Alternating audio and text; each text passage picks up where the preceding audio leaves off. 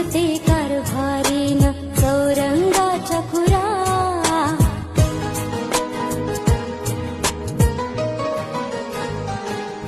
नाव गणाचं गोंदायचं आणि सुखानं नांदायचं. गाव देवाच्या हुकुमानं नातं नव्यानं सांधायचं. भेट दिली ही गाव देवानं, भेट दिली